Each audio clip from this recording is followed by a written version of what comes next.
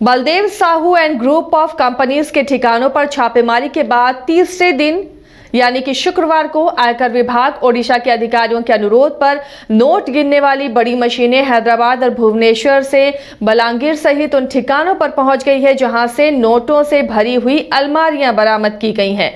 Hyderabad zone के DG investigation Sanjay बहादुर छापेमारी और नोटों की गिनती पर नजर बनाए हुए हैं। विभागीय सूत्रों के अनुसार 260 करोड़ रुपए की गिनती पूरी हो चुकी है। ये सूत्रों के हवाले से खबर है कि अब तक जो गिनती चल रही है बरामद नोटों की वो 260 करोड़ रुपए तक पहुंच चुकी है और अनुमान लगाया जा रहा है कि 300 करोड़ से ज्यादा की नकदी है। हैरान होंगे आप इन तस्वीरों को देखकर, जो अलमारियों में पैसों से भरी हुई ये तस्वीरें हैं। 300 करोड़ से ज्यादा नकदी का दावा किया जा रहा है। नोटों को भरकर ले जाने में आयकर को 156 बड़े बैग और बोरियों का इस्तेमाल करना पड़ा। कंपनी के कुछ कर्मचारियों से आयकर की टीम पूछताछ कर रही है। पहले दिन 30 अलमारियों से भरे नोट मिले थे, दूसरे दिन भी नोटों से भरे हुए कई बैग मिले हैं। अभी लॉकरों को भी नहीं खोला जा सका है। इधर आयकर की इस छापेमारी पर प्रधानमंत्री नरेंद्र मोदी ने अपने एक्स अकाउंट पर कहा कि देशवासी इन नोटों के ढेर को देखें और फिर इनके नेताओं की ईमानदारी के भाषणों को सुने। जनता से जो लूटा है उसकी पाई पाई लौटानी पड़ेगी, ये मोदी की गारंटी है। तो ये मामला अब राजनीतिक रंग भी लेता जा रहा है। जहां बीजेपी इसे लेकर अपनी पीठ थपथपा रही है, वहीं अब जो सहयोगी पार्टियां हैं जो कांग्रेस के साथ गठबंधन में हैं, वो फिलहाल चुप्पी साधे हुए हैं और अलग अलग तरह के बयान इस मामले पर आ रहे हैं। 30 अलमारियों में भरे हुए थे पैसे और कई बैग में भी पैसे मिले हैं। जो सूत्रों के हवाले से खबर मिल रही है कि अब तक 260 करोड़ रुपए की गिनती हो चुकी है। अनुमान लगाया जा रहा है कि 300 करोड़ से ज्यादा की कैश बरामदगी है। ये तो फिलहाल ये इनकम टैक्स चोरी का मामला था और उसके बाद तफ्तीश में इतने नोटों की बरामदगी हुई है। अब इस मामले पर और गहनता से पड़ताल की जा रही है और कई तरीके से इसे जोड़कर देखा जा रहा है। राजनीतिकरण भी हो रहा है। आपको बता दें कि देश में अब तक सबसे ज्यादा छापेमारी में कैश बरामदगी का ये मामला है और इसलिए इस मामले पर प्रधानमंत्री ने भी ट्वीट किया है एक सैंडल पर। इसके अलावा बीजेपी लगातार कांग्रेस को घेर रही है। बीजेपी हर जगह पर इसे लेकर प्रेस कॉन्फ्रेंस कर रही है। दिल्ली में भी प्रेस कॉन्फ्रेंस हुआ, रांची में भी प्रेस कॉन्फ्रेंस किया गया, पटना में भी लगातार बीजेपी प्रवक्ता कांग्रेस पर हमलावर हैं और इस पर जवाब मांग रहे हैं। सहयोगी नीरज इस मामले पर अपडेट के साथ जुड़े हुए हैं। नीरज, जो सूत्रों के हवाले से खबर मिल रही है कि अब तक 260 करोड़ की गिनती हो चुकी है, लेकिन जो अनुमान लगाया जा रहा है 300 करोड़ से ज्यादा के कैश की बात कही जा रही है। यह भी कहा जा रहा है कि अभी तो लॉकर भी खुलने बाकी हैं। तो ये देश का सबसे बड़ा मामला हो गया इतने कैश बरामदगी का। नीरज, बिल्कुल कह सकते हैं। कल हमने ये बातें कही थी कि लगभग 200 करोड़ से ऊपर की राशि और अभी तक जो है वो गिनती हो चुकी है इतनी, और अब बहुत सारे जो नोटों की गिनती है वो अभी होना बाकी है। और जो अनुमान था उस अनुमान के बिल्कुल कह सकते हैं अनुरूप जो है ये पूरी जो है रेड में जितनी भी राशि मिली है वो लग रहा है।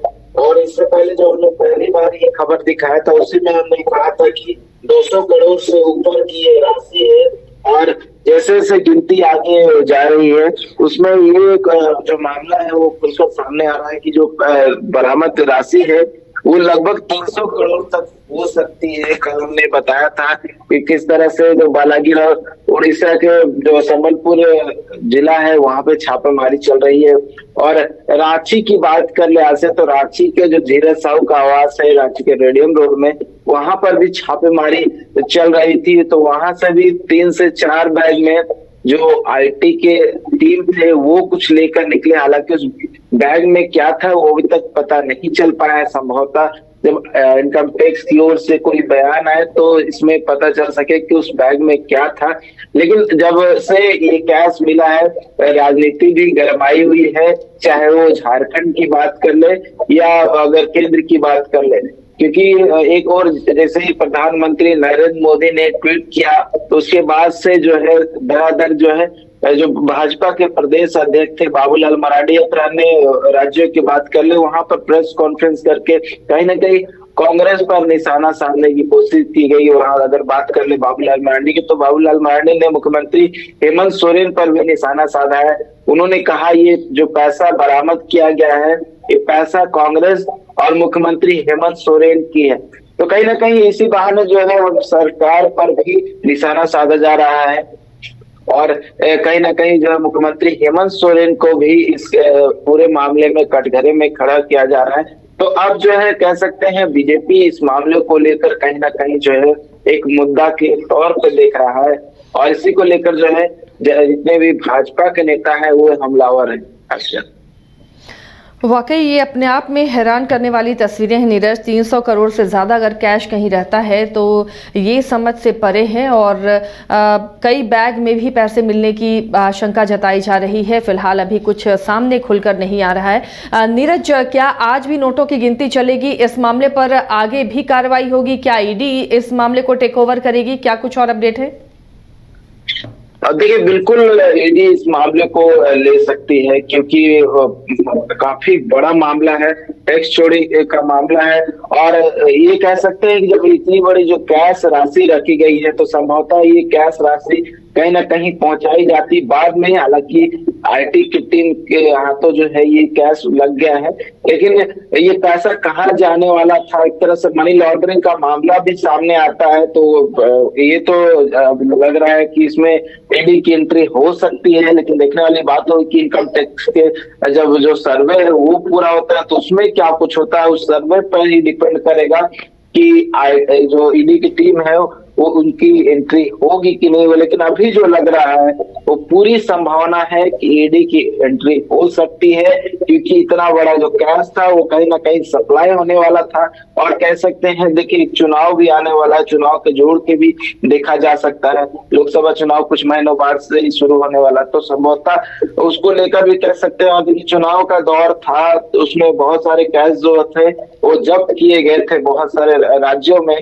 तो ये मामला भी हो सकता है। लेकिन जो आपने कहा ईडी वाली बात, उसमें संभवता है तो कह सकते हैं कि उसमें चांसेस पूरा है कि ईडी की है एंट्री हो सकती है। मनी लॉन्ड्रिंग का मामला, इससे पहले भी बहुत सारे ऐसे जो आईटी की सर्वे हुई थी जिसमें इस तरह कैश बरामद किए गए थे, उसमें कहीं ना कहीं मामले को ईडी ने टेक ओवर किया था और मामले की जो जांच अभी भी जारी है। तो कह सकते हैं इसमें भी हो सकती है, बस आईटी के सर्वे का खत्म होने का इंतजार करना होगा। उसमें क्या कुछ जो है खुलासा होता है, क्या कुछ उस सर्वे में सामने आता है इससे।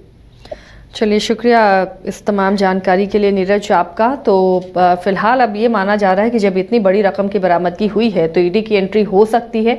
इस मामले में ईडी कहीं ये छानबीन कर सकती है कि मनी लॉन्ड्रिंग का तो ये मामला नहीं है। हालांकि अभी आईटी का सर्वे पूरा होना बाकी है, उसके बाद ही आगे कोई कदम उठाया जाएगा। लेकिन इस मामले पर राजनीति खूब हो रही है और माना जा रहा है कि आने वाले दिनों में जो चुनाव होने हैं, लोकसभा के चुनाव होने हैं, उसके मद्देनजर ऐसे छापे अभी और पड़ सकते हैं और इसे लेकर विपक्ष जहां हमलावर है वहीं बीजेपी और केंद्र सरकार अपनी पीठ थपथपा रही है। खुद प्रधानमंत्री ने ट्वीट कर कहा है कि मोदी की गारंटी है कि ऐसे भ्रष्टाचारी नहीं बचेंगे और एक एक कर ये जो जनता का पैसा है वो सामने आएंगे। बहरहाल अभी टैक्स चोरी का ये मामला है और आने वाले दिनों में हो सकता है, बहुत मुमकिन है कि ईडी की एंट्री भी इस मामले में हो जाए।